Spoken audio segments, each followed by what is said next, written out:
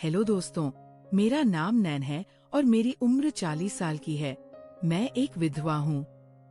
मेरे पति कई साल पहले देहांत हो गया है। मेरा एक जवान बेटा है जो देखने में सुंदर और तगड़ा है। एक दिन जब मैं अचानक बेटे के कमरे में गई तो मेरी आंखें फटी की फटी रह गई। उसके हाथ में 11 इंच लंबा रोड जैसा मजबूत। मैंने तभी सोच लिया कि मेरी सारी कमियां यही पूरा कर सकता है। तो चलिए मैं आपको बताती हूँ कि शुरुआत कैसे हुई। हमारे पास एक साड़ी का कारोबार है और हमारी घर की हालत अच्छी है, इसलिए हमें किसी चीज की कमी नहीं। मैं अपनी सास और बेटे के साथ एक विशाल फ्लैट में रहती हूँ। हमारा घर गली के सबसे आखिरी छोर पर बसा है, जिस वजह से यहाँ शोर शराबा कम होता है। हमारे फ्लैट के ठीक बगल में एक छोटा सा खेत भी है।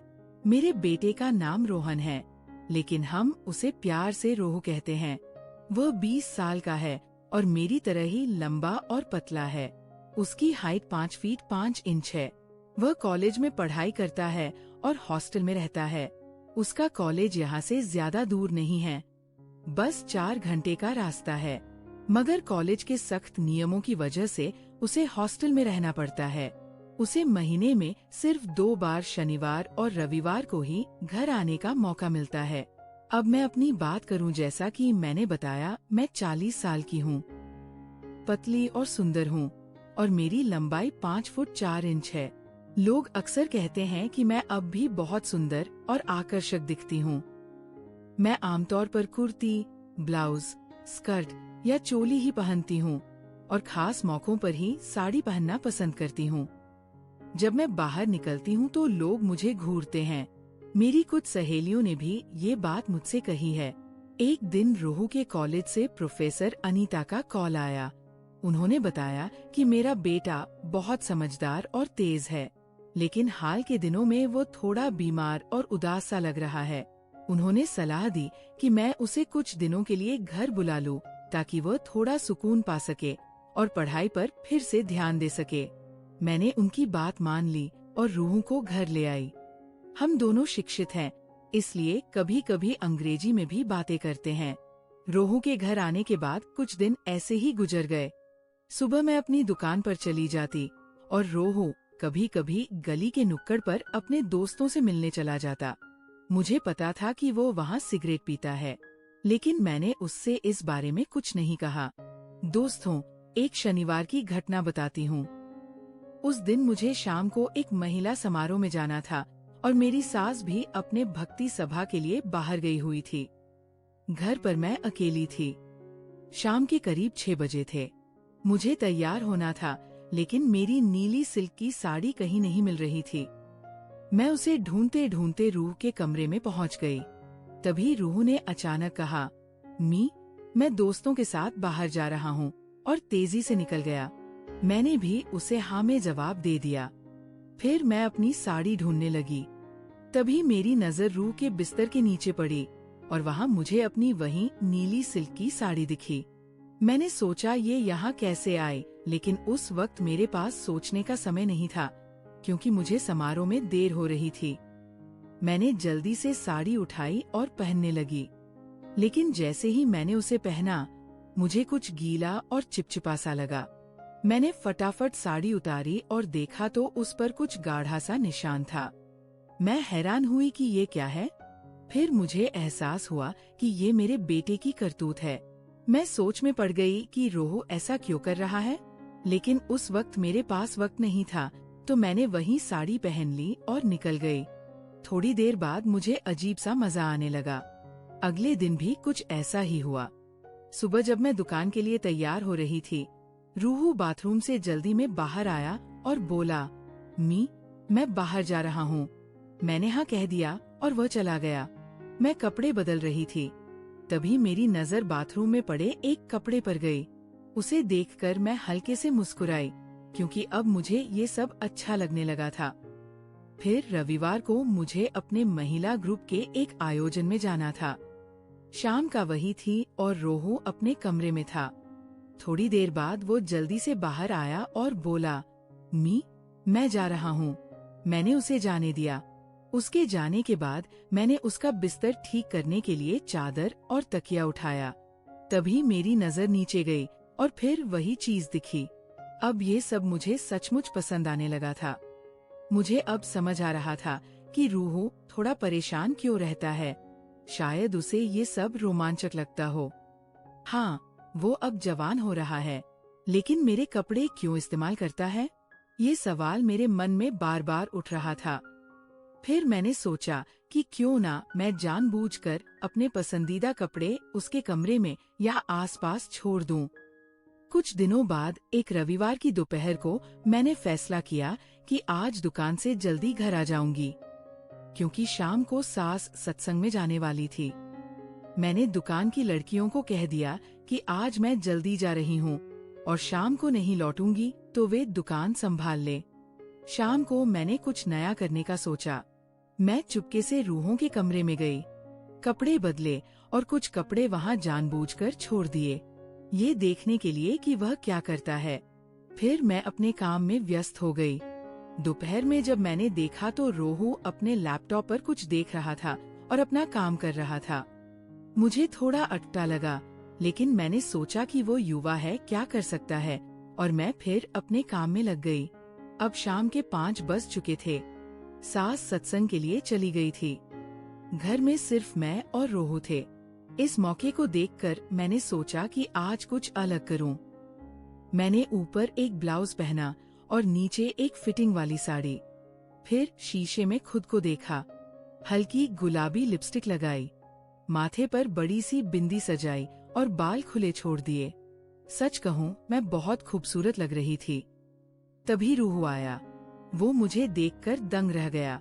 उसने मुझे ऊपर से नीचे तक देखा और कुछ पल तक बस मुझे ताकता रहा। मैंने कहा, अरे बेटा, ऐसे क्या घूर रहा है, चाय पिएगा?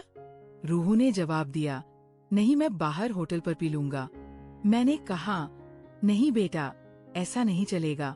आज तू मेरे साथ चाय पिएगा, और हाँ, मुझे पता है तू सिगरेट पीता है। अगर पीनी हो तो अपने कमरे में पी लेना। फिर मैंने कहा, चल बेटा, गैलरी में चलते हैं, चाय पीते हैं। हम दोनों गैलरी में गए। मैंने उससे पूछा, रोहू, आज तुझे कोई परेशानी तो नहीं? उसने कहा, मम्मी, जब आप हो तो मुझे कोई चिंता नहीं होती। मैंने कहा, अरे मैं तेरी माँ हूँ, मुझसे कुछ भी कह सकता है, शायद मैं तेरी मदद कर सकूं। लेकिन उसने कुछ नहीं कहा। हम दोनों चुपचाप खड़े रहे। सामने हमारा खेत था और वहाँ एक छोटी सी कुटिया दिख रही थी। तभी वहाँ 2 कुत्ते आए।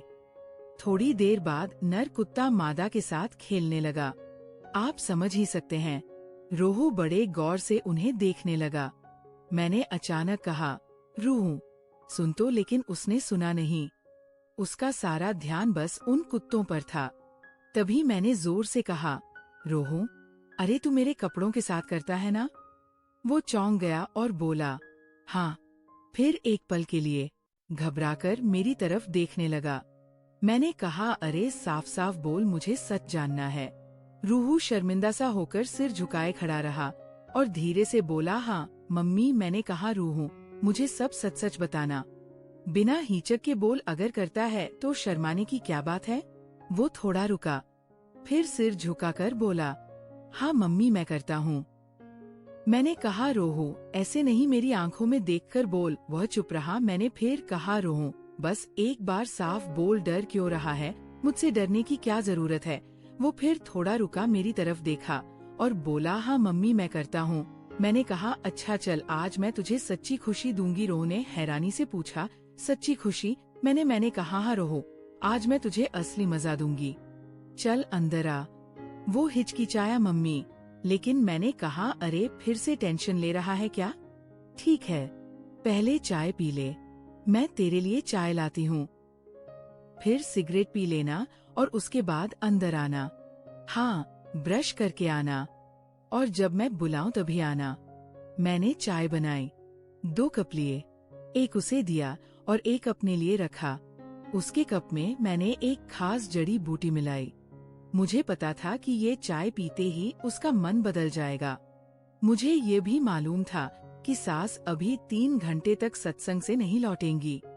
आज हमारी बिल्डिंग के नीचे सत्संग चल रहा था और भक्ति भजनों की आवाज गूंज रही थी। चाय पीते पीते मैंने घर के दरवाजे और खिड़कियां बंद कर दी, पर्दे भी डाल दिए। सिर्फ किचन की रोशनी चालू थी क्योंकि बाहर हल्की बारिश हो रही थी और अंधेरा सा छा गया था। किचन की मध्यम रोशनी बेडरूम तक पहुंच रही थी। चाय के बाद रोहू बालकनी में सिगरेट पीने गया। मैंने उसे आवाज दी, रोहू बेटा आजा, मैं तेरा इंतजार कर रही हूँ। वो अंदर आया। मैं बेड के पास दीवार से सटकर खड़ी थी। रोहू मेरे पास आया और मुझे देखने लगा। मैंने उसका हाथ पकड़ा और उसे अपने पास बुला लिया। नीचे सत्संग और भजनों का शोर था और ऊपर हमारे बीच एक अलग ही माहौल बन रहा था। थोड़ी देर बाद हम शांत हुए। रूहू बहुत खुश था। आज मैंने उसे जिंदगी का असली सुख दिया था और मैं भी कई सालों बाद इतनी खुश हुई थी। फिर कुछ देर बाद रूहू बोला, मम्मी मैं थोड़ी देर बाहर जा रहा हूँ। मैंने कहा, हाँ बेटा जा थोड़ा घूम, तेरी दादी भी अब आने वाली होंगी। थोड़ी देर बाद सास सत्संग से लौटी और बोली, आज मैं नीचे रमा बहन के घर रुकूंगी। वे अकेली है, उनका बेटा और बहू बाहर गए हैं। मैंने तुरंत हाँ कह दिया। अब मैं बहुत खुश थी।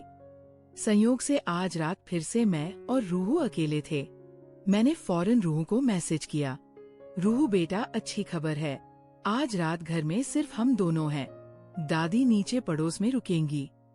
रूहू ने जवाब दिया, मम्मी बढ़िया, आज मजा आएगा। मैंने लिखा, हाँ बेटा आज जमकर मजे करेंगे। उसने रिप्लाई किया, मम्मी एक गुजारिश है। मैंने पूछा, क्या बेटा बता। उसने लिखा, मम्मी एक चीज करोगी। मैंने कहा, हाँ बोल क्या। फिर मैंने लिखा, आते वक्त बिस्की लेते आना, आज थोड़ा पियेंगे, मुझे पता है तू दोस्तों के साथ पीता है। रूहू ने जवाब दिया, हाँ मम्मी जरूर। फिर उसने लिखा, मम्मी आज तुम मेरे साथ सिगरेट भी पीना, मुझे पता है तुम भी पीती हो। मैंने लिखा, हाँ बेटा जैसा तू कहे वैसा होगा। फिर एक और मैसेज किया, कभी कभी मैं तुझे एक खास सिगरेट भी दूंगी। रात हो चुकी थी। सास नीचे पड़ोस में चली गई थी। रात के 10 बज गए थे। मैंने रूहू को मैसेज किया, बेटा कहाँ है। उसने जवाब दिया, मम्मी रास्ते में हूँ। एक दोस्त मिल गया था इसलिए थोड़ी देर हो गई। मैंने लिखा, ठीक है। उसने फिर लिखा, मम्मी आज हल्का खाना खाएंगे। मैंने कहा, ठीक है जैसा तू चाहे। फिर मैंने मैसेज किया, आज तू अपने पापा की जगह ले, ये मंगलसूत्र मुझे पहना दे। रूह ने जवाब दिया, हाँ मम्मी मैं पहनाऊंगा, लेकिन तू मुझे अपना बेटा ही बुलाना। मैंने लिखा, हाँ बेटा, मैं तुझे अपना बेटा ही कहूंगी। उसने स्माइली भेजी। थोड़ी देर बाद वो घर आया। साथ में पिज्जा लाया था और बिस्की, वाइन और बियर भी थी। मैंने कहा, रोहू तू पहले फ्रेश हो जा, मैं भी अभी तैयार होकर आती हूँ। मैंने कपड़े बदले और डाइनिंग टेबल सजाई। तब तक रोहू भी आ गया। फिर हमने साथ में पीना शुरू किया। पहले वाइन ली, फिर बिस्की पी। अब हम एक दूसरे को देख रहे थे। मैंने अपना मंगलसूत्र निकाला और रोहू को दिया। हमने और बिस्की पी और उसने भी ली। फिर हमने मोमबत्ती की रोशनी में डिनर किया। हल्की हंसी, ग्लासों की टकराहट और मोमबत्ती की मध्यम रोशनी ने माहौल को खास बना दिया। शायद विस्की का नशा अब चढ़ रहा था। रोहू ने मेरा हाथ पकड़ा, हल्के से दबाया और मुस्कुराते हुए बोला, तुम्हें पता है जब तुमने मुझे मंगलसूत्र दिया तो लगा कि तुमने मुझे हमेशा के लिए अपना लिया। मैंने उसकी आंखों में देखा जहाँ कुछ अनकही बातें थी। मैंने धीरे से कहा, रूहू तू पहले से मेरा है, इसमें कहने की क्या बात। उसने शरारती अंदाज में कहा, अच्छा लगता है, मैं हवा में उड़ रहा हूँ। हम दोनों हंस पड़े। रूहू ने मुझे गले लगाया और बोला, तुम साड़ी में बहुत सुंदर लगती हो। उसने मुझे गौर से देखा और कहा, ये रात सिर्फ हमारी है। मैंने सिर झुकाया और उसे गले लगाया। मोमबत्ती की रोशनी, हल्का संगीत और हमारे दिलों की धड़कने ही अब हमारे बीच थी। उस रात चांद भी चांदनी बिखेर रहा था, जैसे हमारी इस खास रात का साक्षी बनना चाहता हो। हवाएं भी हमारी चुप्पी में कुछ गुनगुना रही थी। मैंने रूहों के कंधे पर सिर रखा और कहा, ये रात कभी ना खत्म हो। उसने मुझे और पास खींचा और बोला, ऐसी ही रहेगी, और वह रात हमारी जिंदगी में हमेशा के लिए यादगार बन गई। तो दोस्तों, ये थी हमारी छोटी सी कहानी। इस कहानी से सीखने को मिलता है कि रिश्तों को बचाना और बिगाड़ना सब हमारे हाथ में होता है। आपको ये कहानी कैसी लगी? कमेंट में जरूर बताएं। अगर पसंद आए तो लाइक करें और दोस्तों के साथ शेयर करें। ऐसी ही मजेदार कहानियों के लिए हमारे चैनल को अभी सब्सक्राइब करें और बेल आइकन दबाना ना भूलें, ताकि कोई भी कहानी मिस ना हो। धन्यवाद। Bye bye friends.